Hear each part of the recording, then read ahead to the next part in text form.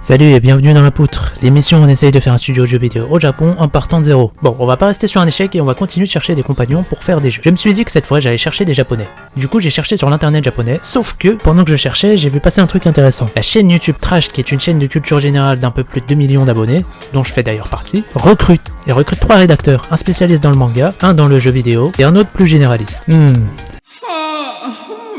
Ça c'est intéressant. Travailler pour Trash, ça pourrait nous aider pour notre projet. Ça nous aiderait à avoir des contacts intéressants, et quand je vois la chaîne de Poisson Fécond qui a fait des jeux vidéo, je me dis que Trash pourrait s'y mettre eux aussi. En plus, une chance comme ça se représentera pas de sitôt. Ouais, il faut la saisir. Mais il y a quelques problèmes. J'ai pas vraiment d'expérience de rédacteur, à part peut-être pour les vidéos de cette chaîne. Et puis après 5 ans passés au Japon, mon français en a pris un sacré coup. Il y a aussi le problème de la concurrence. Avec 2 millions d'abonnés, il va sûrement y avoir des milliers de participants, et très certainement une centaine de poutreurs à l'intérieur.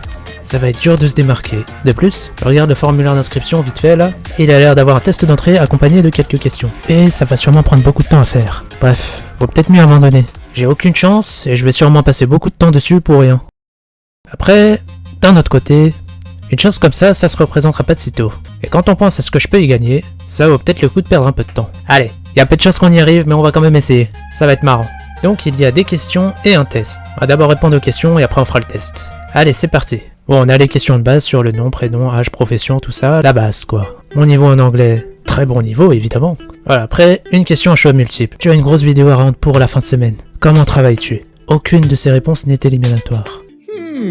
Je me méfie un peu du aucune de ces réponses n'est éliminatoire. Si je voulais piéger les participants, c'est exactement ce que je marquerais. On va quand même lire les réponses. Type rush. Je me mets dans une bulle et rien ne me déconcentre. Je préfère tout faire d'un coup pour avoir plus de temps libre après. Non, c'est pas moi ça. Type studio. Les horaires de bureau fixes pour garder un rythme de vie. Ouais, ça c'est plus moi. Je me demande s'ils ont pas classé les questions par ordre de ce qu'ils préfèrent entendre. Par exemple, le dernier, type honnête. Le jeudi, tu te rendras compte que c'est compliqué et tu avoueras avoir besoin de plus de temps. Lui là, le type honnête, c'est celui que j'aurais le moins envie d'embaucher perso. À l'opposé là, le premier, le type rush, je me demande si c'est pas le type qu'il préfère chez Trash. Si ça se trouve, ils suivent la même logique pour les questions d'après. Ça peut être utile comme info.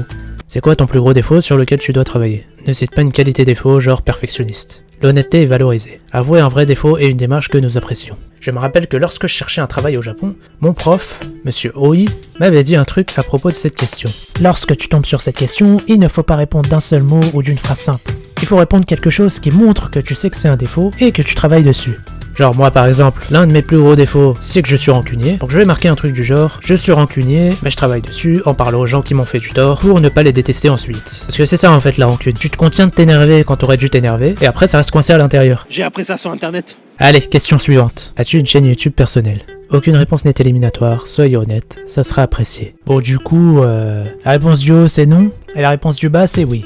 Bon, si on en croit mon hypothèse précédente selon laquelle c'est bien éliminatoire et que les questions du bas sont les moins appréciées, et là il va falloir mentir. Parce que j'ai envie de répondre, oui, j'ai une chaîne YouTube.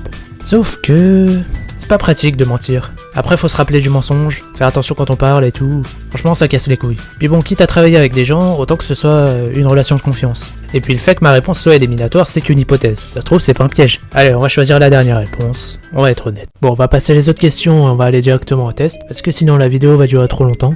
Alors, lisons l'énoncé. Passons au test. Parle-moi de lactation masculine. Quoi?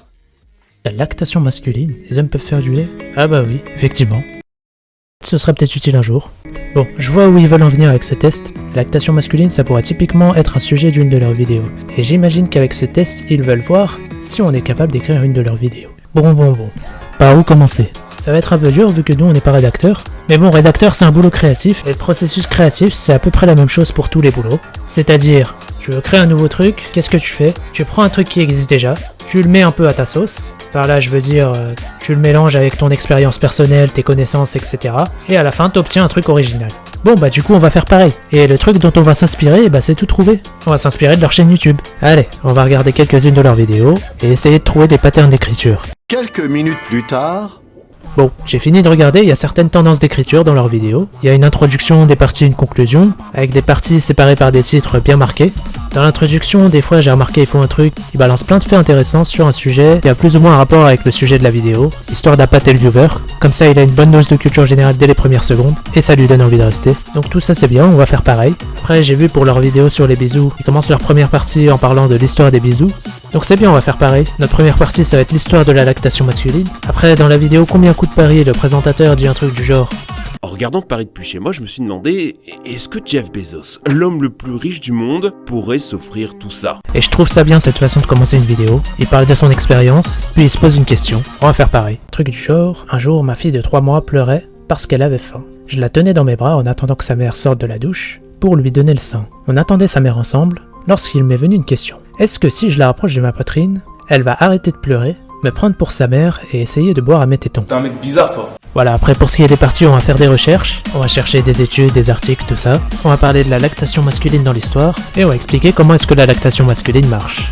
Ensuite, je pense aussi mettre un fil rouge dans ma rédaction. Le fil rouge, ça va être moi qui attends ma femme, qui me pose des questions sur la lactation masculine et y répond. Voilà, et puis on va mettre 2 ou 3 blagues sur les tétons aussi. Je vais plutôt attendre que ma femme sorte de la douche. D'ailleurs, la voilà, je pense qu'on peut dire qu'il est téton.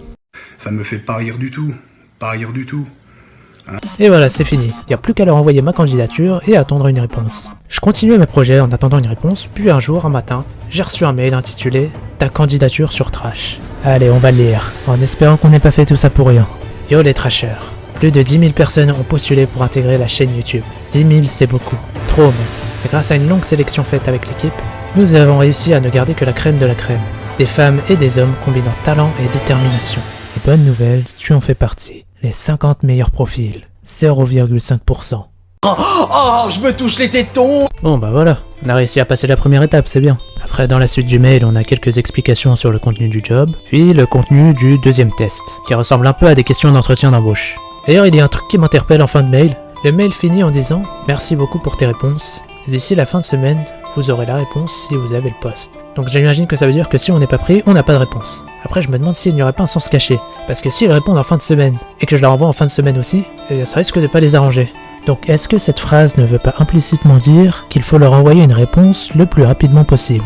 Bon, on va essayer de leur envoyer le plus vite possible, hein. De toute façon on n'a rien à y perdre. Ça a pas l'air d'être le test le plus dur, mais quand même, il va falloir prendre le temps de bien le rédiger. Allez, c'est la dernière ligne droite, et ça va sûrement être la plus dure. Il va falloir être meilleur que la 50aine de personnes qui ont réussi le premier test. J'ai carrément oublié pourquoi on faisait ça, mais une chose est sûre maintenant, la seule chose que je veux c'est réussir ce test.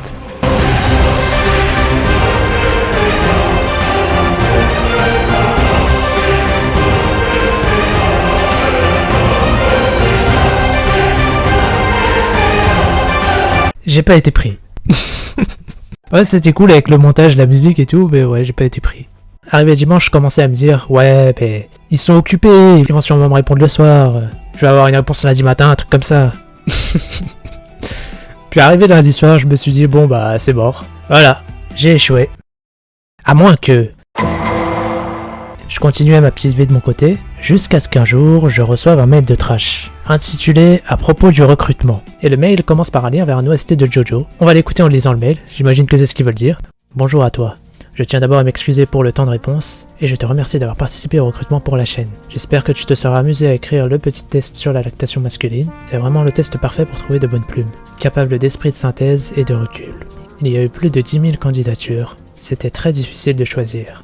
Tu reçois cet email, c'est que tu es monté très haut dans la sélection, mais il a fallu choisir. C'était tellement difficile qu'on a parfois éliminé sur un micro-détail. Rassure-toi, tu as du talent pour être arrivé jusqu'ici. C'était déchirant de ne pas te choisir. Tous ces destins qui auraient pu se construire ensemble, mais l'implacable mathématique du destin en aura voulu autrement.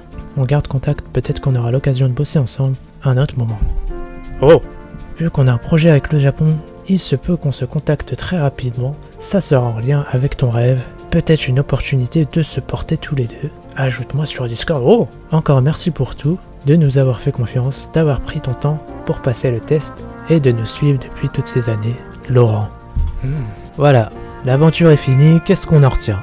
Je trouve que ça aurait été quand même une petite victoire. On voulait des contacts et puis on en a eu au moins un, c'est bien. Après pour le test je pensais vraiment pas être capable de faire le métier de rédacteur. Mais voilà, comme quoi, quand on essaye des choses qui sont trop dures pour nous ou qu'on pense pas être capable de faire, et qu'on fait de son mieux, et bah parfois on a un résultat inattendu. Merci à Trash pour ce test parce que je me suis bien amusé à le faire. Et si cette vidéo vous a plu, eh bien abonnez-vous. Et moi je vous dis à la prochaine pour une prochaine vidéo. Salut!